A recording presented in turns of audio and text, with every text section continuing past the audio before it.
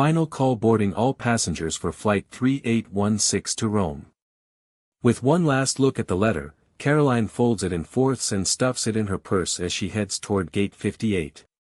This is the most irresponsible thing I've ever done. I should just get out of this line and go home.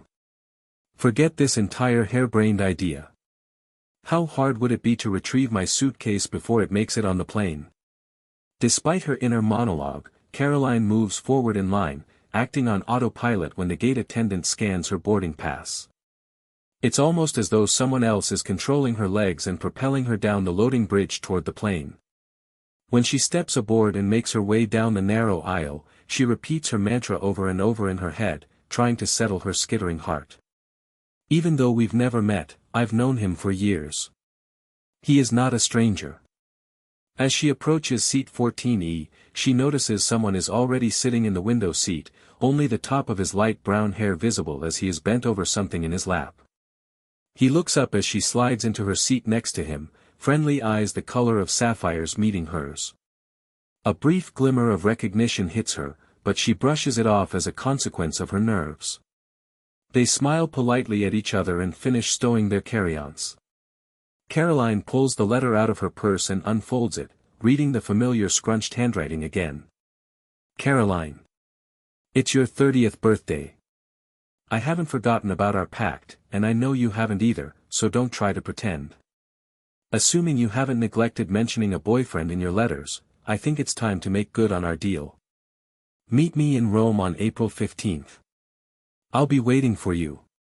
Yours, John. Closing her eyes, she breathes deeply, attempting to tamp down her anxiety.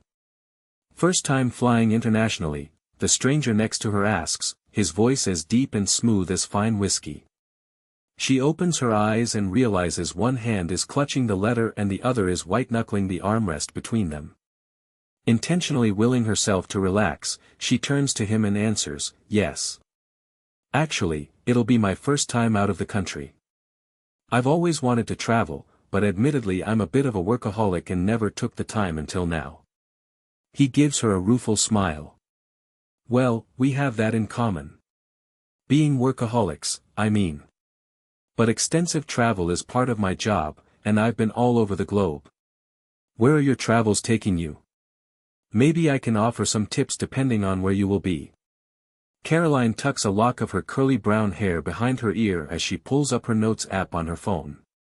I'm not entirely sure of my plans, but I'm starting out in Rome. If things go well, I may be touring Italy for the next month. If you have any suggestions on places to visit or eat, I'd love to hear them, she says, smiling shyly.